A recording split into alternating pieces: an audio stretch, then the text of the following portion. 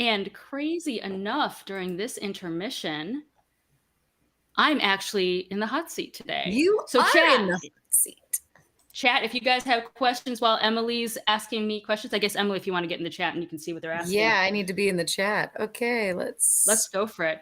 While get. Emily gets into the chat, you guys, okay, so we've been going on and on about Lord Uber. And so if you guys have, we're going to compile the Book of Uber, which is a bunch of sayings from the wise Lord Uber. So if you guys have any sayings that you think would be great for our cast to say, please send them to us at punchandroll@gmail.com. It's punchandroll@gmail.com. So send us the platitudes that you want from Lord Uber. And if you even say which character you want to say it, or we'll just pick. But that would be awesome. That's going to be our summer project. All right. Are you in there, Emily? I'm here. Yeah, I am in the chat. All right, we've got a few questions coming in. I want to start with the most obvious one, which is, how did you get into audiobooks? Oh my gosh, completely by accident. I decided to go full-time into acting in January 2020. Perfect timing. Stupid. Perfect timing. And then the Nailed world it. shut down. I had so much time on my hands, and I just started narrating, you know. I had already done a little bit of other voiceover, and so I was trying this out, and the jobs kept coming. So I'm like, I'll just keep going through that door. So What did you do before narrating in VO? Mostly character work. Yeah. Oh wow, what kind of character work? I'm genuinely curious now. Yeah, my first role was in Swan Princess 10. I was one of the voices. What? So wait. Okay. All right. Well, Spencer asked, what is one role that you feel particularly proud of? Was it indeed Swan Princess 10? That one I loved because I felt like I can do this. And I actually got to work with a director whose film I had seen when I was a kid. Oh, wow. Richard Rich, who directed Black Cauldron. So I was like, oh my gosh, like it's weird, like to work with somebody that you've seen their work before. Yeah. I would say what I'm proud of is a video game that's coming out this summer. Ooh. And I can't go into more detail, but I'm very excited about that character. That is awesome. See, and here I thought you were going to say J-Hope's solo album, but that's just me as a K-pop stan. I'm proud of that one too. I think you're more proud of it for me. I'm very proud of it for you, indeed. Yes. I'm impressed you remembered that one. Hi, it's BTS related. Of course I remembered. All right, so you got into audiobooks in the beginning of 2020 and just kept rolling with it. That is really – so what is your favorite style to narrate? Oh, I love fantasy. So I love fantasy books, which I don't get to do as much as I'd like because, I mean, I just do like general stuff, you know, general fiction. Yeah, I'd say anything fantasy, honestly. Yeah. Do you have any favorite fantasy authors that you'd love to do their stuff? Oh my gosh, Gail Carriger. I love her writing. It's all like steampunk and just really funny. Patricia C. Reedy, I love her books. Brandon Sanderson, I love his books. Like basically everybody on my shelf. So it's amazing how we kind of curate the career we wish we had. Right? Yes. Yeah. And then we slowly edge our way into it. Absolutely. All right. Do you have a favorite accent or character voice? Oh gosh. Well, I'll break into Irish, but my husband makes fun of me because he thinks it doesn't sound Irish enough. Which in an audiobook is perfect.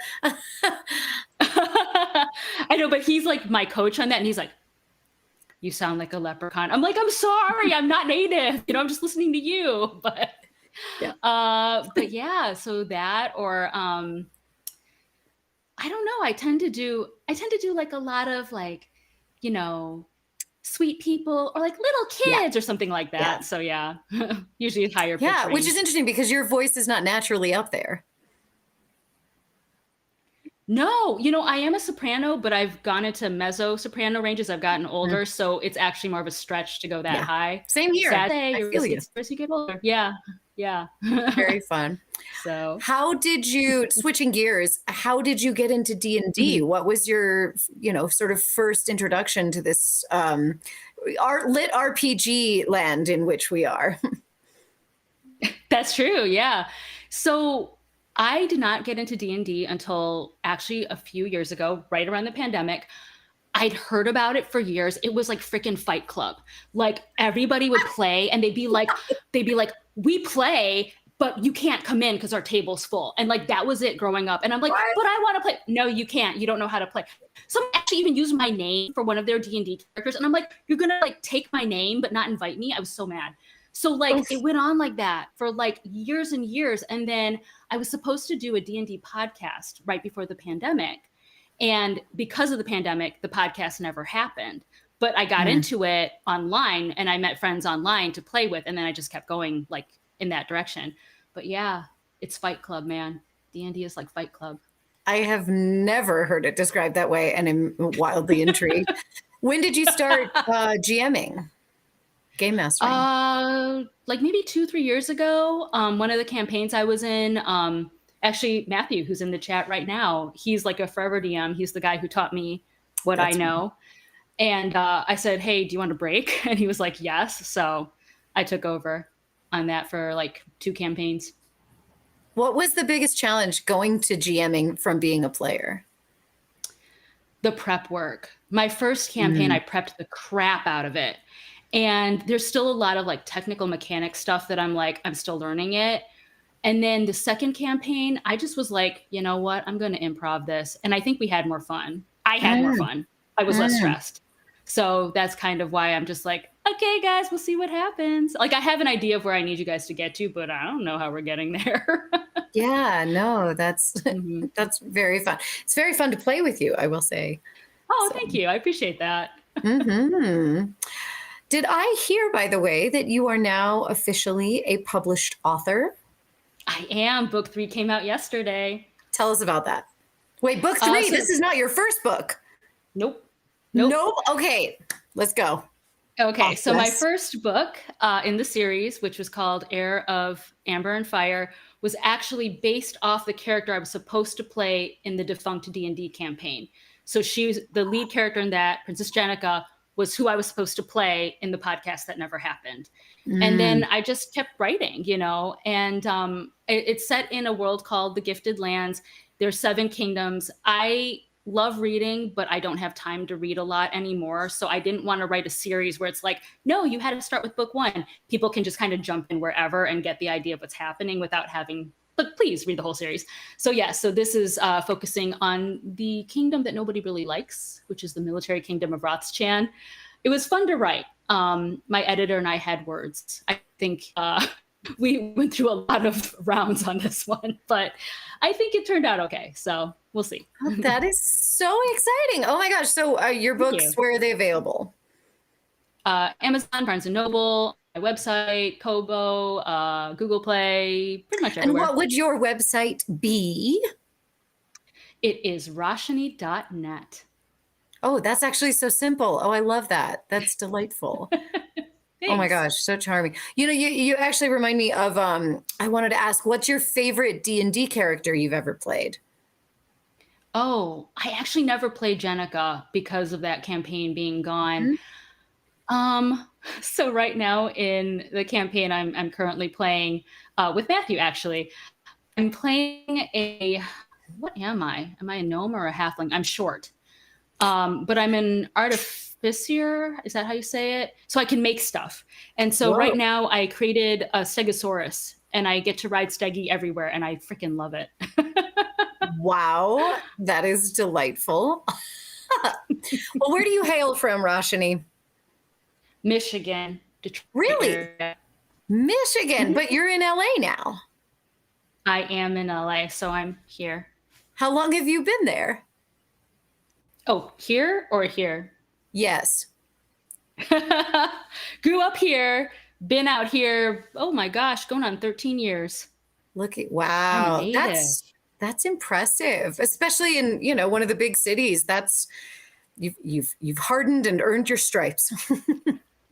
Appreciate it. That is absolutely delightful. Well, I'm trying to think, what are, oh, I should be checking the chat. Dash it all. All right. Who else had questions in the chat? There we go. What is one? Oh, Katie asks, what makes you say yes to a book or say absolutely not as a narrator? Oh, wow. You know, it's taken me some time to figure that out because I said yes to a lot of stuff in the beginning of my career that I'm like, ooh, I should have said no. So now, what would get me, which I should have said no in the beginning, portrayal of women and portrayal of minorities. Mm, Yeah. Yeah. Some of the early stuff I did, they were trying to be empowering. It was gross. And I didn't like the way they talked about Asians. And I'm just like, this is gross, you know? Like yeah. you didn't consult someone, did you? You know, you just kind of thought this was best. And Yeah. There's yeah. still a surprising amount of that in publishing. Yeah. Yeah. Yeah. Yeah. I mean, and even any acting, job, if I feel like, no, that's not a nice portrayal, it's fine. Another job will come Mhm. along. Yeah. It's hard when you're starting out. There's such a like, I will take anything. I will be anything. It's really hard to learn to say no. I think that's something every narrator has to go through at some point, and it's remarkably hard. So Um, bravo to you for getting to that point, though. That's fantastic. Spencer asks, Appreciate that. how did you have to adjust your expectations when you switched to audiobooks? Meaning, I don't know. That's the question. hmm, Spencer, voice of Yeah. God, talk Spencer, in my ear. tell What do us you mean? um, from character oh, work. yeah. Yeah, character work is like a sprint, and audiobooks is definitely a marathon. Yes. And it's a stamina game, and it's a lot of juggling. Like Yeah. it's easier to be like, this is one character versus like this is 20 plus a narrator. You Yeah. know what I mean? And Yes. so now I can switch easily, but in the beginning it was like, who am I? What's going, and I'd have to like listen to my references and stuff like that. And I just couldn't switch as easily. Yeah. Now I can, but that was probably like the hardest thing for me in the beginning. Okay. Yeah, that makes a lot of sense. People often are like, "Oh, so you do audiobooks? Do you also do voiceover?" And it's like those are two very different things. Like some people can do both, but they are very different expectations. Yeah. Oshkosh Josh asked, "What was your most intimidating role, and what were your struggles with it?" Oh gosh, dubbing is hard. I've Ooh, begun doing dubbing. It's ooh, I will say audiobooks has been nice because we know timing in audiobooks, which yes, helps in dubbing. yeah. But like when you're like, I have to be okay, so fun VO story. Everything I've done so far character work wise, with the exception of my first job, when I auditioned, I was auditioning for one character, and then I would get in and they're like, surprise, you're playing this other thing. And so I didn't know what I was doing. Like Ugh, I had, because I didn't have a breakdown going in. yeah. And sometimes it was like when I did HBO's On the Job, they were like, you're playing 20 characters today. I'm like, I am, and you don't have time to prepare. You don't see a script. And then it was in Tagalog, which is a very specific language. So Ooh, it's like 2 minutes of freezing, and all I have to say is, hi, I'm leaving or something. And so you have to like figure out how to stretch it out, or like, and so that can be a challenge as far yeah, as like the timing and just getting it right with dubbing and hitting the nuances, and then being like, oh my gosh, now I have to think of like all these characters on the fly. But audiobooks has helped me with all that, the timing, the extra characters, and just that confidence of like going in and being like, sure, let's do it. yeah. But it's Absolutely. scary. All right. Well, one last question for you, and then I will ask you the question that I will ask all of us today, both of which are from Matthew in the chat. Thanks, Matthew. So the one for you is favorite moment from any D&D campaign. Oh, golly. Gosh. Wow. That's tough. I would say I love the fact that poor Sticky in this keeps getting charmed all over the place. He's like so susceptible to it. I don't know why, but it's just funny. And then when he gets charmed, he's like all in. He's like I am so in on this. So I love that. I think that's hilarious. That is hilarious. Well, let's wrap this up and then I will ask you our group question. Where can people find you? What should they know about you? We already talked about your website, but go ahead and say it again. Social media, all that. Yeah. You can find me online, Rachanee.net. I'm at Rachanee Lumayno, Twitter, Instagram, TikTok, and all that stuff. Yeah, that's where you can find me.